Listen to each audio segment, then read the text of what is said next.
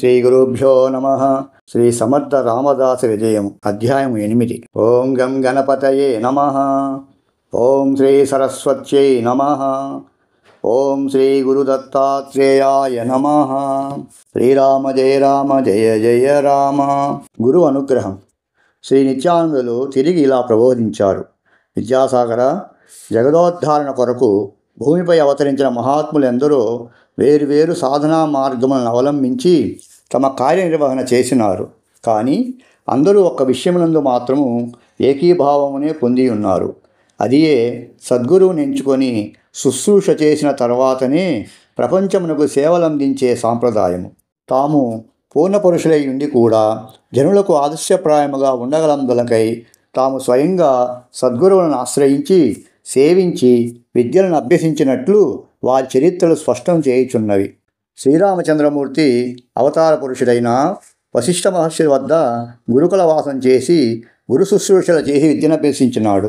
అట్లే విశ్వామిత్రుని కూడా సద్గురువుగా భావించి సేవించి అస్త్రవిద్యకు మెరుగులు పెట్టుకున్నాడు. శ్రీకృష్ణావతారంలో సాందీప మహర్షిని గురువుగా వరించినారు. విద్యాభ్యాసం పూర్తి చేసుకున్న తర్వాత గురుదేవులకు గురుదక్షిణ కూడా సమర్పించుకున్నట్లు మనకు భాగవతం నుండి తెలుస్తున్నది. ఆదికాలం నుండి ఈ గురు శిష్య పరంపర ఇదే విధంగా ఈనాటికి కొనసాగుతున్నది. అలాగే శ్రీ సమర్థ రామదాస స్వామి కూడా భగవదంశ సంభూతులు. ఒక దివ్య ప్రణాళిక ప్రకారం అస్తవ్యస్తంగా ఉన్న మన భారతదేశ పరిస్థితులను చక్కచేయుటకై భూమిపై ఉద్భవించినారు. తన కర్తవ్య నిర్వహణ విషయంలో సరియగు ఆదేశము కావాలననియు దాని అమలునకై తగిన శక్తి సముపార్జన చేయుటకు సద్గురువును ఆశ్రయించి మంత్రోపదేశము పొందవలనని చాలా తపనపడినాడు. అటువంటి మహాపురుషులు దివ్యపురుషులకు సాష్టాంగ వందనములు ఆచరించి ముందుకు సాగుదాం అని నిత్యానందులు ప్రబోధించి వారందరికీ మనసారా నమస్కరించినారు. నమస్కార విధులు. విద్యాసాగరుడు కూడా వారితో కలిసి నమస్కరించుకొని ప్రత్యక్ష గురువు అయిన నిత్యానందులకు సాష్టాంగ వందనం ఆచరించి ఇలా ప్రశ్నించాడు. గురుదేవా, వందనములు ఎన్ని విధములు? అవి ఆచరించే సందర్భములు విధానములు కూడా విపులముగా తెలియజేసి తరువాత కథను ప్రారంభించమని మరీ వినయముగా వేడుకొన్నాడు. చిరునవ్వుతో నిత్యానంద స్వామి, చిరంజీవ, నమస్కారములు 4 విధములుగా శాస్త్రములను చెప్పబడి ఉన్నవి. అవి సాష్టాంగము, పంచాంగము, త్రయంగము, ఏకాంగము. వానిని సవివరంగా తెలిపిదని వినుము. సాష్టాంగం అనగా 8 అంగములతో చేయు నమస్కారం అని అర్థము. వరసా శిరసా మనసా దృష్ట్వా వచసా తథా పద్భాంకరాభ్యాం కర్ణాభ్యాం ప్రణామోష్టాంగ ఉచ్యతే. మనసులో గురునామమును తలుచుకొని వాక్కుతో గోత్ర ఋషిని, తండ్రి నామమును లేక గురునామమును ఉచ్చరించుచు ప్రణామములు అని తెలుపుచు 2 నేత్రములచే గురుపదములందు దృష్టి నిలిపి రొమ్ము, శిరము, 2 చెవులు, 2 కాళ్ళు, 2 చేతులు అను 8 అంగములను దండము వలె నేలపై పడవేసి చేయు నమస్కారమును సాష్టాంగ నమస్కారమని అంటారు. పంచాంగ నమస్కారం అనగా శిరస్సు, 2 చేతులు, 2 మోకాలతో చేయు నమస్కారము. మూడవది 3 అంగములతో చేయు నమస్కారము. 2 చేతులు జోడించి శిరస్సును వంచి చేతులను శిరస్సునకు ఆంచి చేయు నమస్కారం. ఇక 4వది ఏకాంగంతో చేయు నమస్కారం అనగా శిరస్సు మాత్రమే వంచి నమస్కరించే విధానము. ఈ నమస్కారములు ఎవరికి ఏ విధముగా చేయవలనో కూడా ఇప్పుడు చెప్తాను, విని తెలుసుకో. తల్లిదండ్రులకు, గురువులకు, గురువుతో సమానమైన వృద్ధులైన బంధువులకు, వేద విద్యా పారంగతులైన పండిత వర్యులకు, యోగులకు, దైవానికి తప్పక సాష్టాంగ నమస్కారమే చేయదగి ఉన్నది. ఇది పురుషులకు మాత్రమే వర్తించును. స్త్రీలకు సర్వత్రా పంచాంగ నమస్కారమే విధించబడినది. తనతో సమానమైన వారిని గౌరవించుట కొరకు చేయు నమస్కారము 3 అంగములతో చేయవలను. తనకన్నా తక్కువ హోదాలో ఉన్నవారు చేయు నమస్కారమును స్వీకరించినప్పుడు శిరస్సుతో మాత్రమే ఏకాంగ నమస్కారము చేయవలను. అనగా రాజవడ్లు పూర్తిగా వంగి రాజునకు నమస్కరించెదరు. రాజు శిరస్సు పంకించి స్వీకరించును, కానీ ప్రతి నమస్కారము చేయడు. నారాయణ ఆకాంక్ష. విద్యాసాగర, ఇక మన సమర్థుల కథను ప్రారంభించెదను. నారాయణ సహజముగా బాల్యము నుండియే భగవద్భక్తిపరుడై ఉండెను. నిరంతరము శ్రీరామ శ్రీరామను నామమును స్మరించుచుండెను. విద్యాభ్యాస సమయములో కలిగిన జ్ఞానము వలనను తండ్రి చనిపోవటం వలనను అతనికి విరక్తి కలిగినది. ఈ సంసార బంధంలో చిక్కుకొనరాదని అప్పుడే నిర్ణయించుకున్నాడు. రోజులు గడుస్తున్న కొలది అతనిలోని విరక్తి భావం వృద్ధి పొందసాగాను. ప్రతిదినము ఎందరో భక్తులు అతని సోదరులైన శ్రేష్ఠ గంగాధరుని వద్దకు వచ్చి నామోపదేశం పొంది వెళ్ళేవారు. శ్రేష్ఠుడు ఉత్తమమైన శ్రీరామ మంత్రోపాసకుడు, పరమభక్తుడు అని ప్రఖ్యాతి చెందినాడు. ప్రజలు అతనిని భగవద్ అవతారముగాను భాగవతోత్తమునిగాను కొలిచేవారు. వయసు చిన్నదైనప్పటికీ గ్రామంలోని పెద్దలు, పిల్లలు, ఇతర గ్రామవాసులు వారిని కలిసి అపరిమితమైన గౌరవం ప్రకటించేవారు. వారు అతని పట్ల ఎంతో భక్తి ప్రపత్తులతో మెలిగేవారు. ఏ విధమైన సమస్య తల ఎత్తినా వారు శ్రేష్ఠుని సలహాను కోరుచుండేవారు. ఇదంతా గమనిస్తున్న నారాయణ తన సోదరుని చేరి పాదాభివందనం చేసి తనకు కూడా మంత్రోపదేశం చేయవలసినదిగా ప్రార్థించాడు. శ్రేష్ఠుడు సోదరునికి అనునయంతో నచ్చజెప్పాలని, నారాయణ, నీవింకా చిన్నవాడవు, ఇప్పుడేమి తొందర, కొంతకాలం తర్వాత నీ అభీష్టం మేరకు ఉపదేశిస్తానని సమాధానం చెప్పాడు. అన్నగారి మాట ఎందుకు గౌరవం ఉంది, కానీ నారాయణ తన అభిప్రాయం ఇలా చెప్పాడు: సోదరా, సమయం వృధా కావడం నాకు ఇష్టం లేదు. ఇప్పుడే నాకు మంత్రం ప్రసాదించమని పట్టుపట్టాడు. అన్నగారు, నాయన, నీకు మంత్రోపదేశమునకు ఇంకనూ సమయము రాలేదు. దానికి తగిన పాత్రత నీకు ఇంకా సమకూరలేదు. కొంతకాలం ఆగమన్నానంటూ అచ్చటి నుండి బయటికి వెళ్ళిపోయాడు. సహజముగా భక్తిభావుకుడకు నారాయణకు ఈ మాటలు వెగటుగా తోచినవి. తన హృదయం మంత్రోపదేశం కొరకు ఆరాటపడుతున్నది. ఇక అన్నగారితో వాదించడం వల్ల ప్రయోజనం లేదనుకున్నాడు. నారాయణకు గురుమంత్ర ప్రాప్తి. వెంటనే ఇల్లు వదిలి విశ్వేశ పరుగులాంటి నడకతో తన గ్రామం వెలుపల గోదావరి తీరాన గల హనుమాన్ మందిరమునకు వెళ్ళి మారుతిని ప్రార్థించసాగాడు.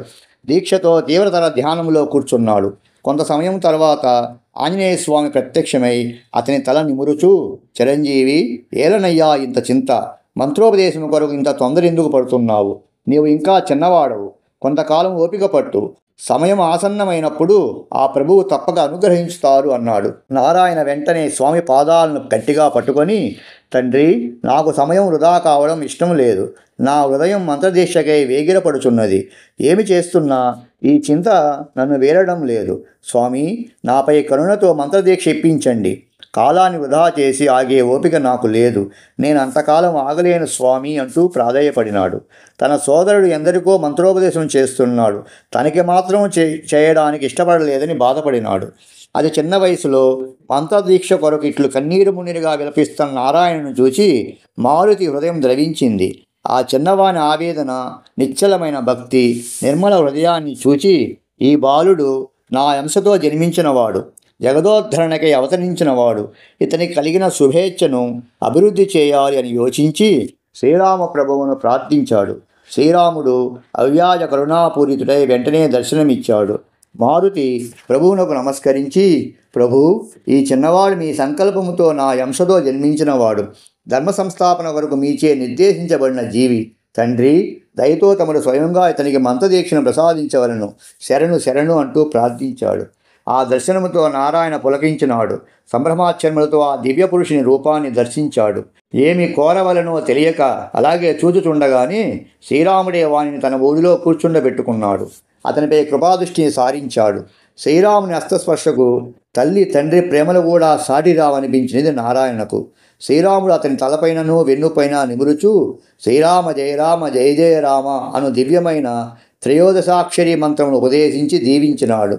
నారాయణునితో, కుమార, భూమండలమంతటను దుర్మదాంధులు నాజ్యమేలుచున్నారు, అధర్మ మార్గములో నడుచుచు మతద్రోహమునకు తలపెట్టి ఉన్నారు. తద్వారా సజ్జనులను, సాధువులను, శాంతచిత్తులైన భగవద్భక్తులను వేధించుచున్నారు. నీవు పరిపూర్ణ వైరాగ్య వృత్తిలో కృష్ణానదీ తీరమును నివసించుచు ఉపాసన మరియు జ్ఞాన మార్గమును అభివృద్ధి గావించి లోకోద్ధరణ చేయి. నీకు సర్వదా నా ఎండదండలు, మారుతి సహాయ సహకారములు ఉంటాయని ఆశీర్వదించి ధనుర్బాణములు, ఒక జపమాల, కాషాయ వస్త్రము, రామనామాంకితమైన సువర్ణ పత్రమును అనుగ్రహంతో ప్రసాదించారు. మరియు ఇలా బోధించారు: నాయన చిరంజీవ, అధర్మపరులను, దుష్టులను మతోన్మాద శక్తులను అణచుటకు, సుస్థిర సనాతన ధర్మ సంస్థాపనకు లయకారుకులైన శివుని అంశతో పుట్టిన ఒక రాజు నీ వద్దకు వస్తాడు. అతనికి నీవే మంత్రోపదేశం చేసి ధర్మ సంస్థాపనకు నియోగించు. మీ ఇరువురి శక్తి సామర్థ్యాలు చిరకాలం జగత్తులో కీర్తించబడతాయి. మీరు ప్రజలను వెరుగుబాటులో నడిపిస్తారు. చిరంజీవ, ఇకపైన నీవు రామదాసు అనే దీక్షానామముతో ప్రఖ్యాతిగాంచెదవు అని ఆశీర్వదించారు. ఆ దివ్యానుభూతి నుండి నారాయణ తేరుకునే లోపునే శ్రీరాముడు అంతర్ధానమైనాడు. మారుతి ఆ చిన్నవానికి శ్రీరామ అనుగ్రహం కలిగినందులకు ఆనందంతో పరవశించినాడు. ప్రభువు తన వేడుకోలను మన్నించి ఇతనికి ఉపదేశము, ఆదేశము, ప్రసాదము, దీక్షానామమును వసగి ఆశీర్వదించుట విని అతి ప్రసన్నుడైనాడు. ధన్యుడవు నాయన, ధన్యుడవు. ప్రభువు ఆజ్ఞ ప్రకారము నడుచుకో, నా సహాయం నీకెల్లప్పుడూ ఉంటుంది అని ఆశీర్వదించి అదృశ్యమైనాడు. నారాయణ ఆ అపూర్వ దృశ్యము కన్నులేందో కదలాడ దానినే మననం చేసుకుంటూ శ్రీరామనామ జపములో లయమైనాడు. క్రమేణా కొంతసేపటికి నిద్రలోనికి జారుకొన్నాడు. అప్పటికే అతని శరీరం అలసిపోయినది, కానీ అంతరంగము మాత్రము అమితమైన దివ్యశక్తితో నిండిపోయింది. అలాగే ఆ ప్రదేశంలోని అచేతనంగా ఉండిపోయినాడు. అప్పటికే చాలా పొద్దుపోయినది. ఎంత రాత్రైనా నారాయణ ఇంటికి రాకపోయేసరికి తల్లి చాలా ఆందోళన పడసాగింది. శ్రేష్ఠుని పిలిచి, నాయన, నారాయణ ఈరోజు ఉదయమనగా బయటకు వెళ్ళినవాడు ఇంతవరకు రాలేదు. ఏమైనాడో, ఎటుపోయినాడో ఏమీ తెలియదాయను. అసలే మొండి పిల్లవాడు. నిన్ను మంత్రోపదేశం కొరకు అడిగినవాడు. నీవు బయటికి వెళ్ళిపోగానే కోపంతో రుసరుసలాడుతూ వెళ్ళినాడు. నాయన, బయటకు వెళ్ళి ఊరిలో విచారించిరా అని ఆదేశించింది. శ్రేష్ఠునికి కూడా నారాయణ వింతచేరి గురించి ఆశ్చర్యమైంది. బయటకు వెళ్ళి అడావుడిగా ఊరంతా వెతికాడు. కొందరిని ప్రశ్నించి ఎక్కడా కనిపించలేదు ఉదయం నుండి అని తెలుసుకున్నాడు. నారాయణ స్నేహితులు కూడా ఈరోజు అతను వారిని కలవలేదని చెప్పారు. శ్రేష్ఠుడు తిన్నగా అన్మదాలయం చేరుకున్నాడు. ఆ చీకటిలో తడుముకునుచు గుడిలోనికి వెళ్ళి నారాయణ, నారాయణ అని పెద్దగా పిలిచాడు. అక్కడ మరికొంచెం ముందుకు పోగానే కాళ్ళ కింద మెత్తగా నారాయణ చేయి తగిలింది. దూరంగా చంద్రుని వెన్నెల అప్పుడే ఆలయంలో పడుతున్నది.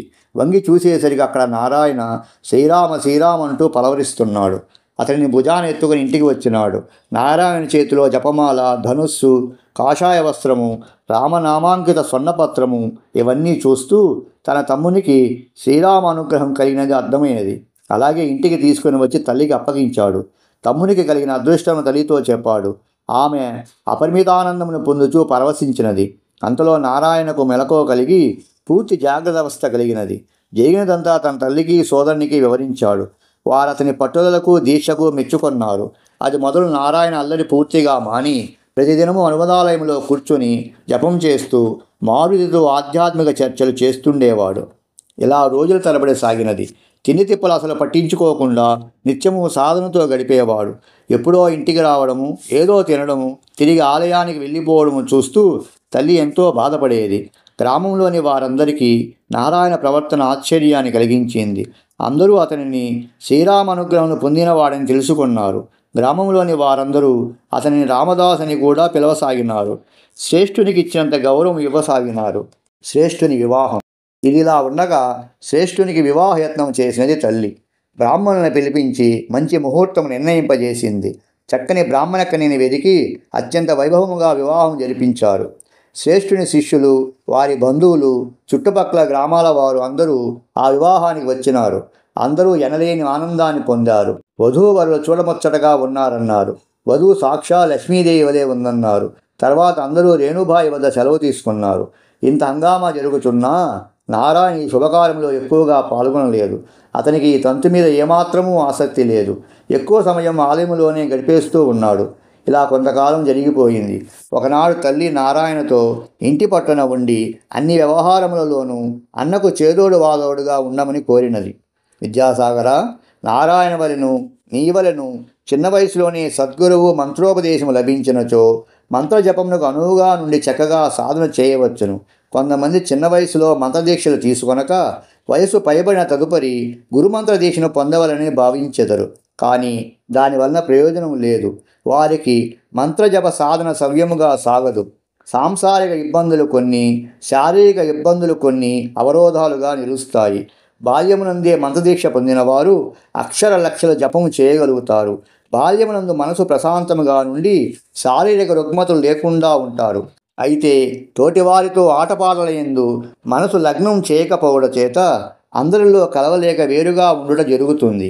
ఇది ఇంటిలోని వారికి చింతన కలిగిస్తుంది. మన దేశ చరిత్రలో ఎందరో భక్తులు సంసారంలో ఉండి భగవంతునితో అనుబంధమును పెంచుకొని తరించిన వారు కలరు. కానీ తల్లిదండ్రులందరూ సూర్యాజీ వలె బాల్యము నుండి తమ బిడ్డలు భక్తి మార్గములోను గురు మార్గములో నడవాలని కోరుటయే ఉత్తమ మార్గము అని నిత్యానందులు తెలుపగా, విద్యాసాగరుడు, స్వామి, రేణుబాయి తన పెద్దకొడుకు వివాహం జరిపించి సంతోషించిందన్నారు. మరి చిన్న కొడుకు నారాయణ అదే రామదాసు విషయంలో ఆ విధంగానే కావాలని కోరలేదు కదా. ఎందుకంటే ఆయన జగదోద్ధారకుడైన భగవానుడే పలికి ఉన్నాడు. ఆ తల్లి మరి ఏమి చేసిందో తెలపండి అంటూ ప్రార్థించాడు. శ్రీ నిత్యానందులు కన్నులు మూసి ధ్యానంలో ఉన్నారు. తల్లిదండ్రులారా, మీ వంశాభివృద్ధితో పాటు లోక కళ్యాణాన్ని కూడా దృష్టిలో ఉంచుకొని మీ బిడ్డలకు ఉత్తమ సంస్కారమును నేర్పించండి.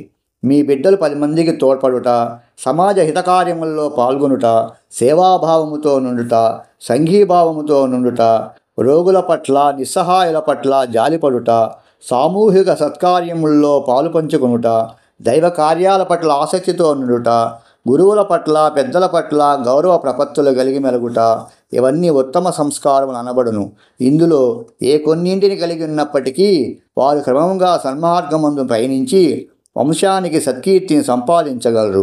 అందువలన తల్లిదండ్రులు పిల్లలను గుడికి పోవద్దని, పెద్దలైన గురువుల వద్దకు పోవద్దని చెప్పుట వారి బంగారు భవిష్యత్తును పాడు చేసిన వారి అవుతారు.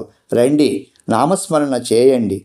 జయ జయ రఘువీర సమర్థ, శ్రీరామ జయ రామ జయ జయ రామ. ఇది విద్యాసాగర శ్రీ నిత్యానంద యోగి సంవాద రూపమున శ్రీ దత్తాత్రేయ సంప్రదాయ శిష్య పరంపరలోని శ్రీ శ్రీ శ్రీ స్వామి విఠలానంద సరస్వతి మహారాజ్ విరచిత శ్రీ సమర్థ రామదాసు విజయములోని 8వ అధ్యాయం సంపూర్ణము. ఓం శాంతి శాంతి శాంతి.